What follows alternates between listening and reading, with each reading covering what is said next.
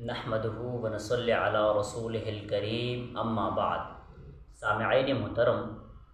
نماز دین اسلام کا ایک اہم رکن ہے اور اس کی ادائیگی کا طریقہ ہمیں نبی کریم صلی اللہ علیہ وسلم کی سنت سے سیکھنا ہے۔ آپ صلی اللہ علیہ وسلم نے ارشاد فرمایا، عن ابی قلابۃ حدثنا ابو سفیان مالک بن الحویرث قال قال لنا رسول اللہ صلی اللہ علیہ وسلم صلوا کما رأیتمونی اصلی، رواہ البیہقی فی سنن الکبریٰ فی کتاب الصلاۃ۔ امام بیہقی رحمہ اللہ علیہ اپنے سنن میں کتاب الصلاۃ کے اندر اس حدیث کو ایسے ہی لائے ہیں۔ راوی مالک بن حویرث ہیں۔ وہ فرماتے ہیں کہ نبی کریم صلی اللہ علیہ وسلم نے ارشاد فرمایا کہ تم نماز اس طریقے سے پڑھو جس طرح تم مجھے پڑھتے ہوئے دیکھ رہے ہو۔ تو سامعین محترم، اس حدیث سے یہ بات واضح ہوئی کہ نماز کے اندر جو افعال، جو اذکار اور جو حرکات کیے جائیں وہ نبی کریم صلی اللہ علیہ وسلم سے صحیح اور معتبر طور پر ثابت شدہ ہوں، اور جو معتبر اور صحیح طور پر ثابت شدہ ہوں وہی اصل معیار عمل ہیں اور معیار حق ہیں۔ ان سنتوں میں سے ایک سنت رفع الیدین ہے، یعنی نماز میں بعض مقامات پر ہاتھ اٹھانا ہے، جبکہ بعض لوگ رفع الیدین کو تکبیر تحریمہ کے ساتھ خاص سمجھتے ہیں۔ حالانکہ کثیر احادیث سے یہ بات ثابت ہے کہ رفع الیدین صرف تکبیر تحریمہ کے ساتھ خاص نہیں ہے، بلکہ رکوع میں جاتے ہوئے اور رکوع سے اٹھتے ہوئے بھی نبی کریم صلی اللہ علیہ وسلم نے رفع الیدین کیا۔ تو اس بات کو، اس رفع الیدین کے موضوع کو احادیث مبارکہ کی روشنی میں سمجھنا ضروری ہے، تاکہ ہمارا عمل سنت کے مطابق ہو، نہ کہ محض تقلیدی روایت کی بنیاد پر۔ تو بہت سے احادیث صحیحہ کے اندر یہ وارد ہوا ہے کہ نبی کریم صلی اللہ علیہ وسلم رفع الیدین کیا کرتے تھے، یعنی رکوع میں جاتے ہوئے اور رکوع سے اٹھتے ہوئے بھی رفع الیدین کرتے تھے۔ اس پر دلیل سب سے پہلی حدیث، یہ میرے سامنے بخاری شریف رکھی ہوئی ہے، اور بخاری شریف کی پہلی حدیث میں آپ حضرات کے سامنے بیان کرتا ہوں، جس میں رفع الیدین کا ذکر ہے۔ سب سے پہلی حدیث بخاری کی اس طرح ہے، باب امام بخاری رحمہ اللہ علیہ نے جو باب باندھا ہے وہ باب اس طرح ہے، باب رفع الیدین فی التکبیرۃ الاولی مع الافتتاح سواء، یعنی یہ کہہ رہے ہیں امام بخاری رحمہ اللہ علیہ کہ جب آپ تکبیر تحریمہ کہیں تو اس کے ساتھ ساتھ ہی آپ ہاتھ اٹھا دیا کریں اللہ اکبر کرتے ہوئے۔ یہ راوی ہیں سالم بن عبداللہ عن ابیہ ان رسول اللہ صلی اللہ علیہ وسلم کان یرفع یدیہ حذو منکبیہ اذ افتتح الصلاۃ۔ سالم بن عبداللہ اپنے باپ سے نقل کرتے ہیں کہ نبی کریم صلی اللہ علیہ وسلم جب نماز شروع کرتے تو اپنے ہاتھوں کو اس قدر بلند کرتے کہ دونوں کندھوں کے برابر تقریباً ہو جاتے، اور وَإِذَا كَبَّرَ لِلرُّكُوعِ وَإِذَا رَفَعَ رَأْسَهُ مِنَ الرُّكُوعِ رَفَعَهُمَا، اور جب نبی کریم صلی اللہ علیہ وسلم رکوع کے لیے تکبیر کرتے اور پھر جب رکوع سے واپس اٹھتے تو رفعہما، تو اپنے دونوں ہاتھوں کو اٹھاتے۔ کذالک ایضاً، اسی طرح، یعنی جس طرح افتتاح میں انہوں نے ہاتھ اٹھایا تھا، اسی طرح رکوع میں جاتے ہوئے اور رکوع سے اٹھتے ہوئے بھی رفع الیدین کیا کرتے تھے۔ وکان لا یفعل ذلک فی السجود، اور یہ نبی کریم صلی اللہ علیہ وسلم ہاتھ اٹھانا یعنی رفع الیدین کرنا سجدے میں نہیں کرتے تھے۔ اب یہاں سے بعض لوگوں کا یہ اشکال بھی رفع ہو گیا جو یہ کہتے ہیں کہ بھائی جب آپ لوگ رکوع والے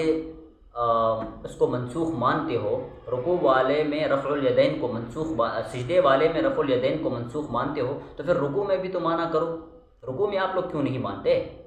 کہہ رہے ہیں کہ جب سجدے میں رفع الیدین منسوخ ہو گیا تو پھر رکوع والے کو بھی منسوخ مانو۔ ہم کیوں مانیں بھائی؟ سجدے والا تو یہاں سے منسوخ ہو گیا، وَكَانَ لَا يَفْعَلُ ذَلِكَ فِي السُّجُودِ، کہ یہ نبی کریم صلی اللہ علیہ وسلم یہ عمل سجدے میں نہیں کرتے تھے، رکوع میں کیا کرتے تھے۔ اور جس کو ناسخ و منسوخ کا علم نہ ہو وہی یہ بات کر سکتا ہے، کیونکہ رکوع کا یہاں سے منسوخ ہو گیا، چل پہلے رکوع میں تھا، رکوع میں بھی تھا، سجدے میں بھی تھا، تو سجدے کا یہاں سے منسوخ ہو گیا، اور رکوع کا ابھی بھی اوپر باقی ہے۔ کہا کہ یہ رکوع میں کیا کرتے تھے نبی کریم صلی اللہ علیہ وسلم رفع الیدین، اور سجدے میں نہیں کیا کرتے تھے، تو سجدے والا یہاں سے منسوخ ہو گیا، لہذا یہ اعتراض ان کا بیجا ہے، کچھ فائدہ نہیں ہے۔ اور دوسری حدیث، باب رفع الیدین اذا کبر و اذا رکع و اذا رفع، یعنی یہ باب رفع الیدین کے بارے میں ہے، جب رکوع کریں، رکوع میں جاتے ہوئے اور رکوع سے اٹھتے ہوئے۔ یہ حدیث پیش کرتے ہیں، یہی راوی ہیں اوپر والے، عن سالم بن عبد اللہ عن عبد اللہ بن عمر رضی اللہ عنہما قال رأيت رسول اللہ صلی اللہ علیہ وسلم اذا قام فی الصلاة رفع یدیہ حتی تکون حذو منکبہ، یعنی عبداللہ ابن عمر فرماتے ہیں کہ میں نے نبی کریم صلی اللہ علیہ وسلم کو دیکھا، اور عبداللہ ابن عمر سب سے صغار صحابہ کرام میں سے ہیں، سب سے چھوٹے، یہ فرماتے ہیں کہ میں نے نبی کریم صلی اللہ علیہ وسلم کو دیکھا کہ اذا قام فی الصلاة، جب نبی کریم صلی اللہ علیہ وسلم نماز کے لیے کھڑے ہوتے تو رفع یدیہ، تو اپنے ہاتھوں کو اٹھاتے، حذو منکبہ، تقریباً دونوں کندھوں کے برابر آپ صلی اللہ علیہ وسلم کے ہاتھ چلے جاتے، وکان ذلک یفعل حین یکبر للرکوع، اور یہی رفع الیدین کیا کرتے تھے جب آپ صلی اللہ علیہ وسلم رکوع کے لیے تکبیر کرتے تھے، ویفعل ذلک اذا رفع رأسہ من الرکوع، اور یہی تکبیر رفع الیدین کرتے تھے جب رکوع سے سر کو اٹھاتے تھے تو رفع الیدین کیا کرتے تھے، ویقول سمع اللہ لمن حمدہ کہتے تھے، ولا یفعل ذلک فی السجود، اور نبی کریم صلی اللہ علیہ وسلم یہ رفع الیدین سجدے میں نہیں کرتے تھے۔ یہاں بھی سجدے میں نہ کرنے کی بات آئی ہے، اور پچھلی والی حدیث میں بھی نہ کرنے کی بات آئی ہے، راوی دونوں سیم ہیں، تو لہذا یہ بات کیا ثابت ہوئی کہ رفع الیدین رکوع اور سجدے میں تھا، اور نبی کریم صلی اللہ علیہ وسلم، یہ صغار صحابہ سے بھی ثابت ہے کہ نبی کریم صلی اللہ علیہ وسلم رفع الیدین کیا کرتے تھے اور سجدے میں نہیں کیا کرتے تھے، اس بات کی دوسری طور پر نفی ہے۔ اور تیسری حدیث سنو، حدثنا اسحاق الواسطی قال حدثنا خالد بن عبد اللہ عن خالد عن ابی قلابۃ انہ رأى مارک بن الحویرث اذا صلى كبر ورفع يديه وإذا أراد أن يركع رفع يديه وإذا رفع رأسه من الركوع رفع يديه وحدث أن رسول الله صلی اللہ علیہ وسلم صنع هكذا۔ یہ مالک بن حویرث کہتے ہیں، ابی قلابہ کہتے ہیں کہ انہوں نے مالک بن حویرث کو دیکھا کہ اذا صلی، جب وہ تو انہوں نے نماز پڑھنا شروع کی، تکبیر تحریمہ کہی اور رفع الیدین کیا، وإذا أراد أن يركع رفع يديه، اور جب وہ رکوع کا ارادہ کرتے تو رفع الیدین کرتے، اور وَإِذَا رَفَعَ رَأْسَهُ مِنَ الرُّكُوعِ، اور جب وہ رکوع سے سر کو اٹھاتے تو رفع الیدین کرتے۔ اچھا، اور جب یہ نماز ختم ہو گئی، بعد میں فرمایا وَحَدَّثَ أَنَّ رسول اللہ صلی اللہ علیہ وسلم صنع هكذا، اور یہ بیان کیا بعد میں کہ نبی کریم صلی اللہ علیہ وسلم نے اسی طرح کیا ہے جس طرح میں نے ابھی آپ کے سامنے نماز پڑھتے ہوئے دیکھا، یعنی رکوع میں بھی سجدہ کیا، اور رکوع میں جاتے ہوئے بھی سجدہ کیا، اور رکوع سے اٹھتے ہوئے بھی سجدہ کیا، اور نبی کریم صلی اللہ علیہ وسلم نے اسی طرح کیا ہے جس طرح یہ فرماتے ہیں کہ میں نے آپ کے سامنے کرتے ہوئے دیکھا۔ اور دوسری بات، مالک بن حویرث سن 9 ہجری میں ایمان لائے، فتح مکہ کے 8 ہجری میں فتح مکہ ہوا، 8 ہجری کے 1 سال بعد 9 ہجری میں اور 11 ہجری میں آپ کا وفات پائے، اور جب 9 ہجری والے صحابی یہ کہہ رہے ہیں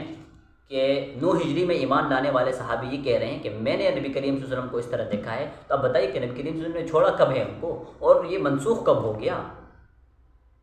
یہ تو سراسر انیائے ہے، محض تقلید کی بنیاد پر ہم کہتے ہیں، کیونکہ غلط ہو جائے گا پھر ہماری بات، تقلید کی بنیاد پر ہم کہتے ہیں کہ بھائی یہ منسوخ ہے، یہ اس کو منسوخ کہنا یہ تو علم جہالت کے سوا کچھ نہیں ہے۔ تیسری حدیث دیکھتے ہیں، باب رفع الیدین اذا قام من الرکوع۔ اچھا، عن ابن عمر کان اذا دخل فی الصلاة کبر رفع یدیہ، ابن عمر جب نماز میں داخل ہوتے تو رفع الیدین کرتے، وَإِذَا رَكَعَ رَفَعَ الْيَدَيْنِ يَرْفَعُ يَدَيْهِ، اور جب آپ رکوع کرتے تو رفع یدین کرتے، وَإِذَا قَالَ سَمِعَ اللَّهُ لِمَنْ حَمِدَهُ رَفَعَ يَدَيْهِ، جب یعنی رکوع سے پیچھے اٹھتے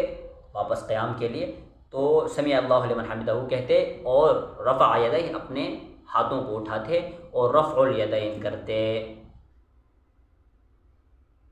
اور اسی پر ہیں ورفع ذلك ابن عمر الى النبی ورواه حماد بن سلمہ عن ایوب عن نافع عن ابن عمر عن النبی رواہ ابن